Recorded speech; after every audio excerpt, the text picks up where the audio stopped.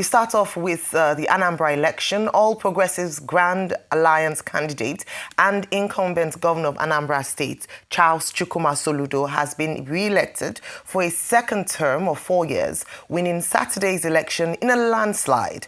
Soludo won the election with a commanding lead, securing approximately 72.4% of the total votes cast. Arise correspondent Omo Bazwaye has the details. After a rigorous counting and collation of Saturday's governorship election results, the returning officer and vice-chancellor of the University of Benin, Professor Edoga Omoege, declared incumbent governor and candidate of the All Progressive Grand Alliance, Chukwuma Soludo, winner of the election. I therefore declare that Soludo Charles Chukwuma of the APGA, I will satisfy the requirement of the law and score the highest number of votes in this election, is hereby declared the winner and returned elected. Soludo polled 422,644 votes to emerge the winner, confining his closest rival, Prince Nicholas Ukachukwu of the All Progressive Congress APC, to a distant second position with 99,445 votes. Paul Chukwuma, the candidate of the Young Progressive Party, secured 37,756 votes, while the Labour Party candidate, George Mogalu, scored 10,576 votes. John Onwosu, the candidate of the coalition-backed African Democratic Congress ADC, polled 8,208 votes. With these developments, Soludo is re-elected for another term of 4 years.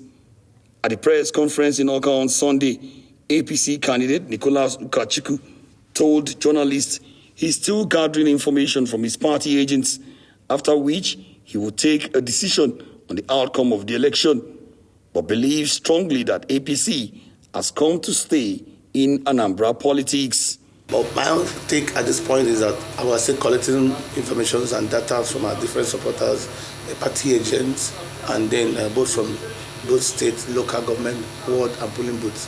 It's when we have all these collective information together that will determine what's next in and what next to do. 16 political parties and their candidate participated in the off-cycle election, which is considered as a litmus test for the newly elected chairman of the Independent National Electoral Commission, Josh Amopiton. Omo Bazwai, Rise News.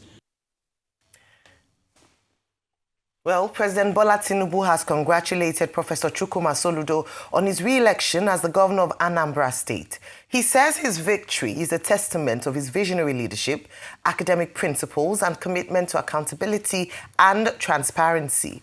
The president also commended the people of Anambra State, security agencies, and INEC for a peaceful and successful election.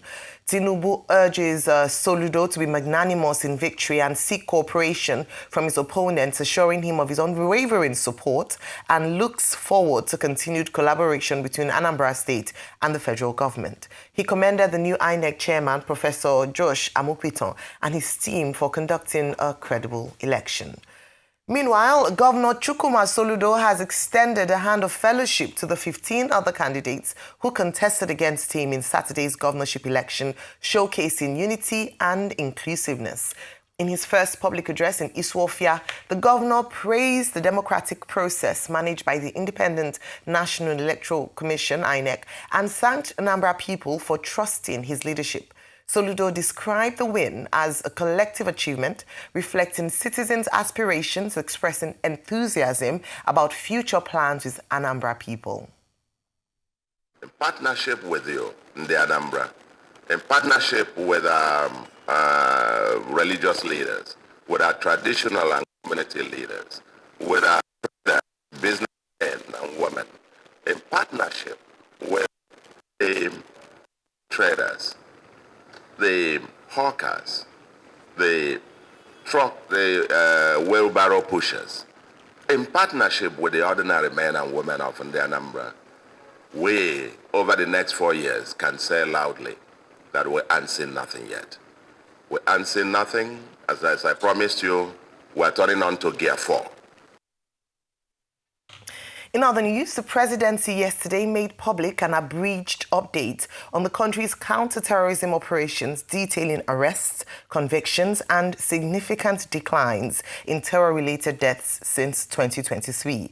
The update, posted on its verified X handle at NGR President, came in the wake of renewed diplomatic tension following genocide allegations by United States President Donald Trump against Christians in Nigeria and designation of Nigeria a country of particular concern. The updates disclosed that since 2024, over 124 terrorists and insurgents had been convicted by Nigerian courts, while several high-profile suspects, including leaders of Ansaru, those implicated in the 2022 Owo church massacre, and those involved in the Yelwata reprisal killings in Benue, were undergoing trial. Quoting measurable results, the presidency reported that as of 2025, terror-related deaths in Nigeria had declined by 81% compared to 2015, attributing the improvement to intensified counter-insurgency operations and stronger engagement with affected communities. It also revealed that over 13,000 terrorists were neutralized in the past year alone, while more than 124,000 fighters and their dependents surrendered to the authorities.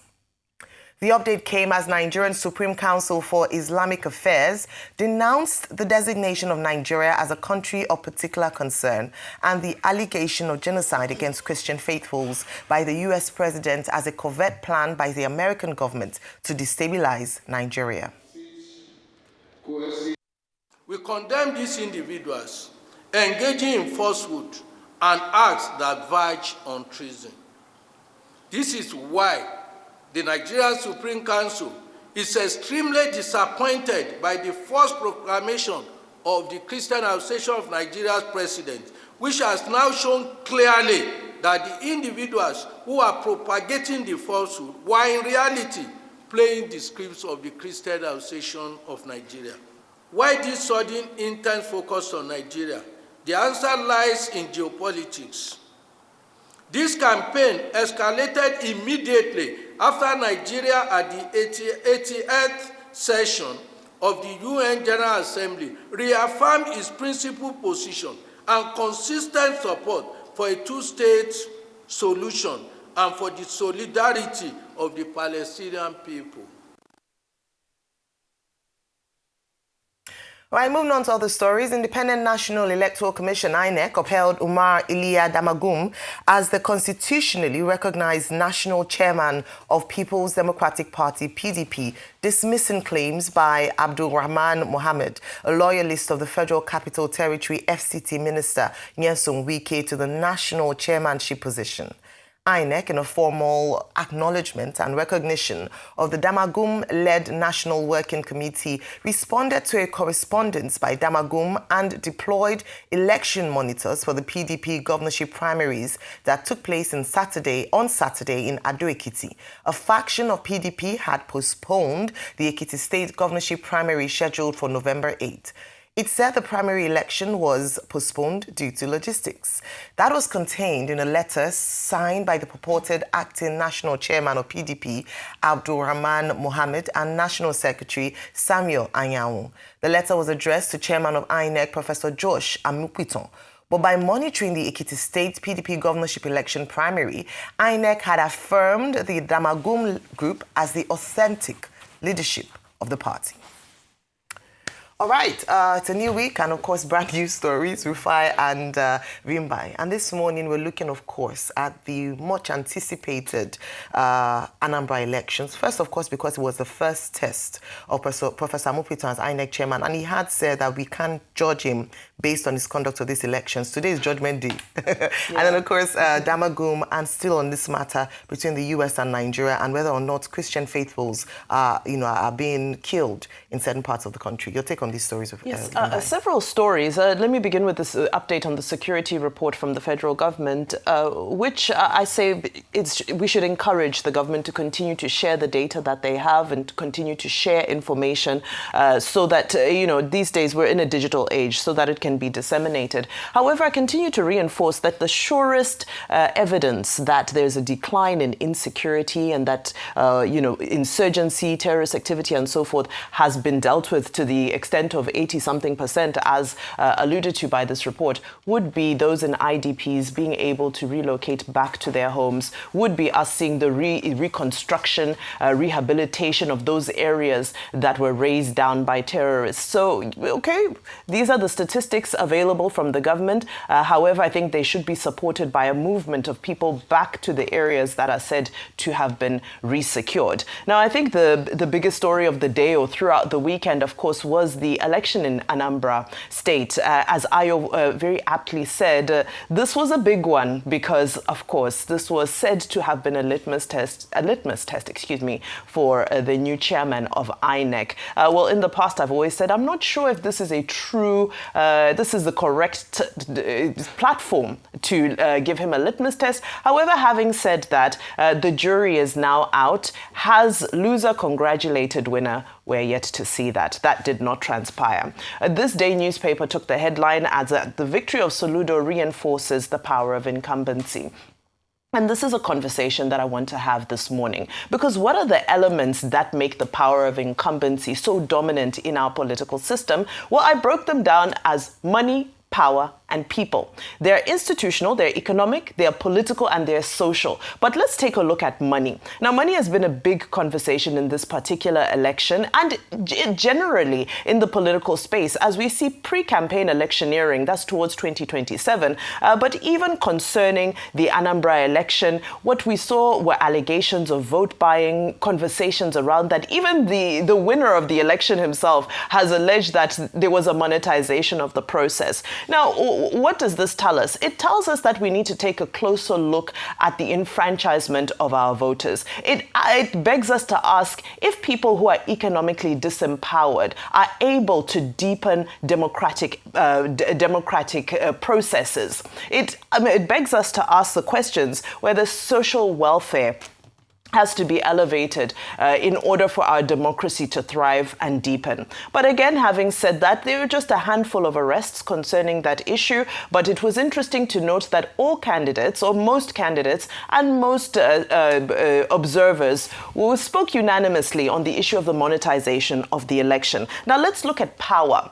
So power we can look at as the deployment of the security architecture, and we can look at it as the strength of the institutions.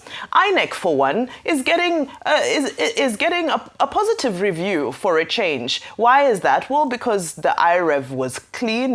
There were well-written result sheets uploaded. There was a few glitches reported from the BVAS. And that process, even the electoral materials themselves, arrived on time in about 48% of polling stations. So from a logistics perspective, I think it's important for us to give this win to INEC. However, if INEC is the umpire that's supposed to create a level playing field, we have to look at all of the other factors, the pre-election factors, as well as the things that happen on election day.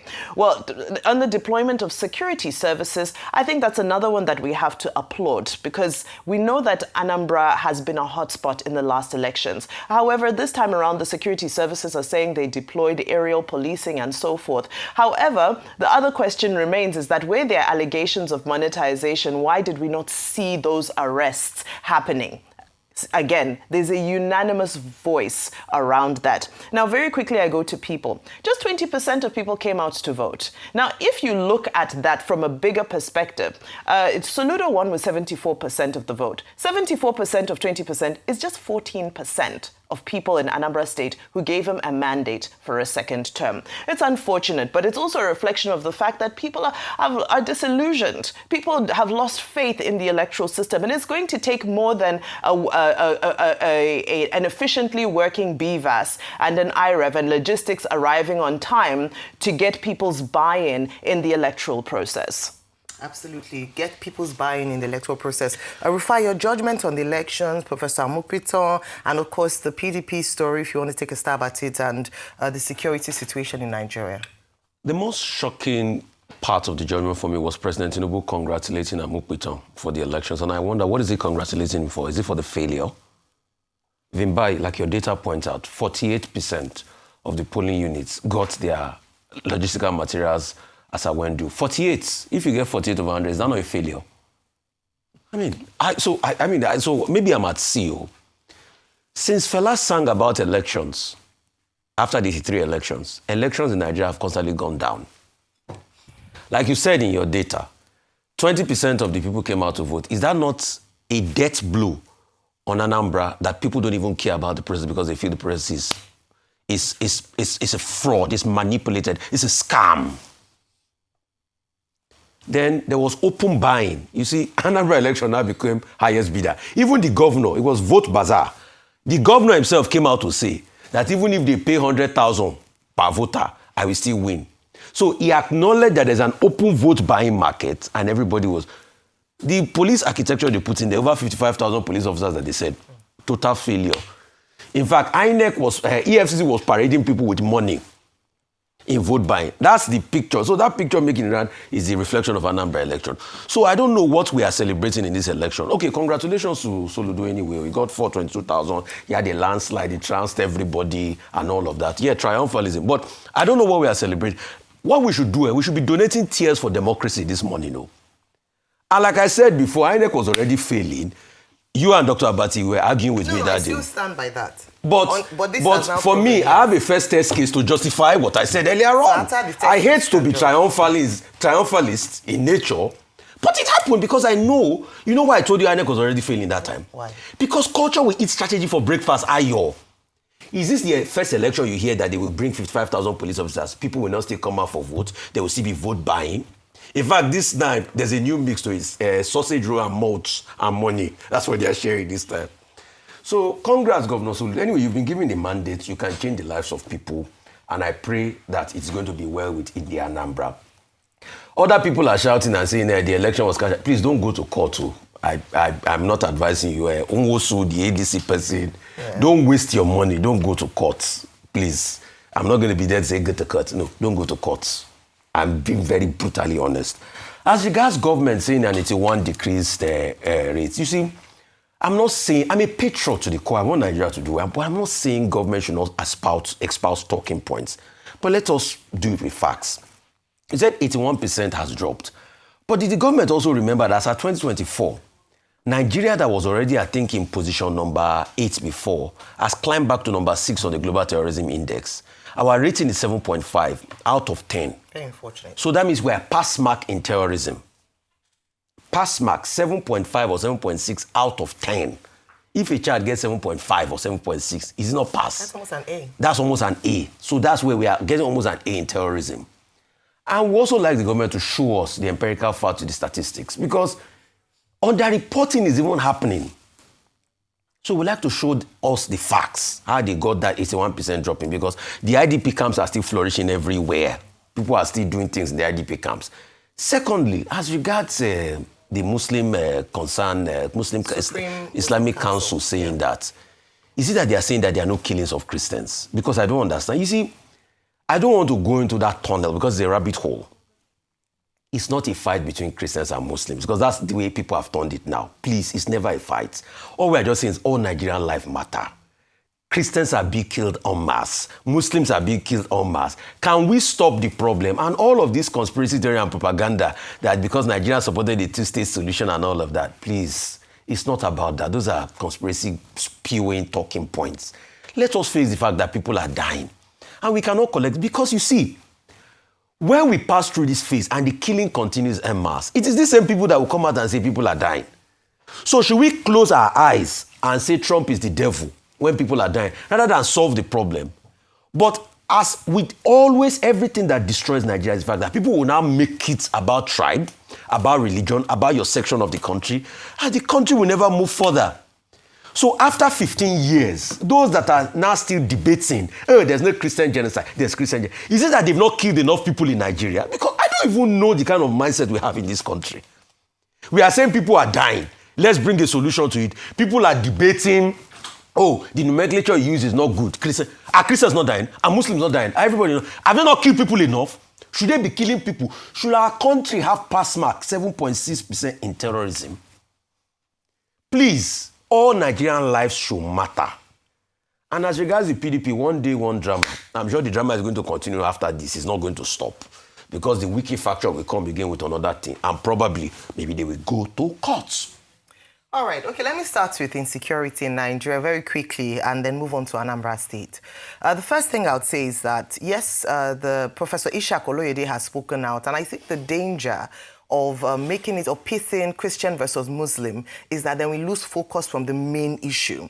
And then we lose the opportunity that this has provided us to finally tackle this menace that is terrorism and insecurity, particularly in the north and middle belt area of, well, mainly the north, so north central, northeast, and northwest of Nigeria. And this is, and I don't want us to get distracted by this. They are killing, they are not killing. It's a lie, it's not a lie.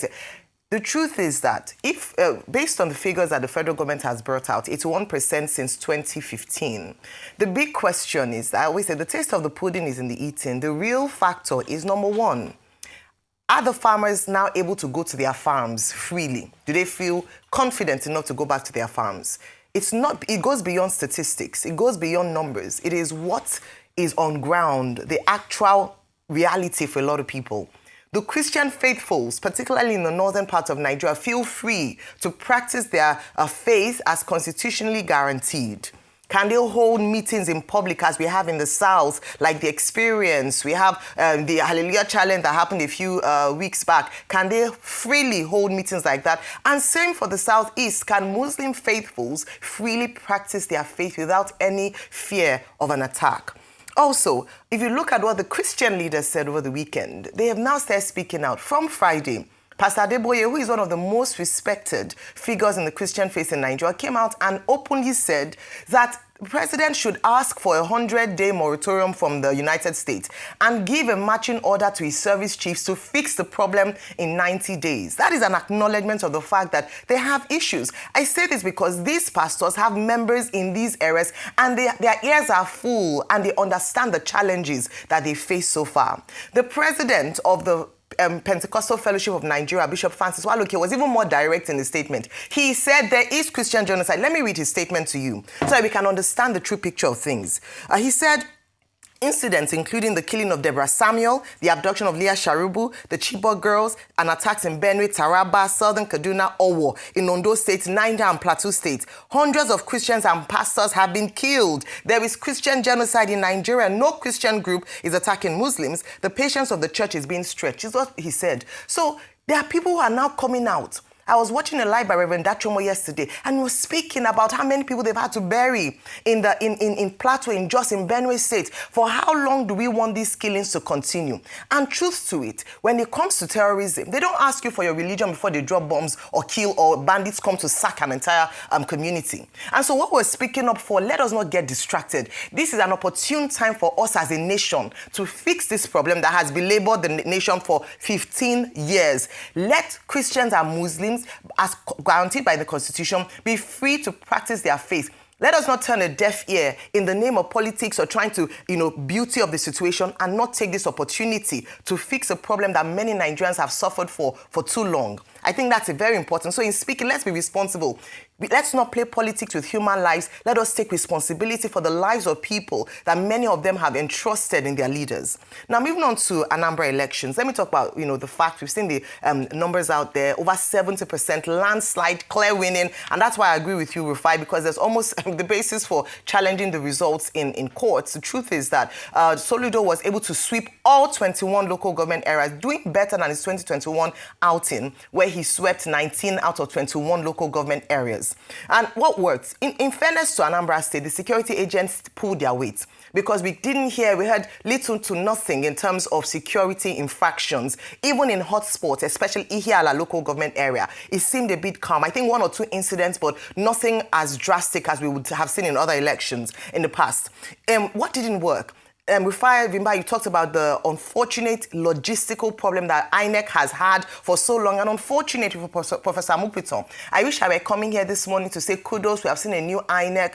They still have those challenges, and I don't know how we can fix it. We can say, oh, it's cultural. They call something in Nigerian time, African time. But the truth is that when there are important meetings to be had, or where there are penalties, we do see people wake up. So it can be done. It can be fixed. It is still a problem. And it has other ripple effects for other areas when it comes to election. Another area was voter turnout. In fairness to this election, in the 2021 election, only 10% of people came out to vote. This time, 21%. So there was an increase 11%, but not anywhere close to what we should be seeing, especially where we should have more youth, young people coming out to vote for their preferred candidate. What didn't work as well is the fact that people do not trust the system enough. And so when we look at the person or the mandate given to Soludo, it's unfortunate that only 21% of people who registered to vote came out to vote. And so more voter education is required, more trust in the system and election. And finally, I'll say this for Soludo, and that is this.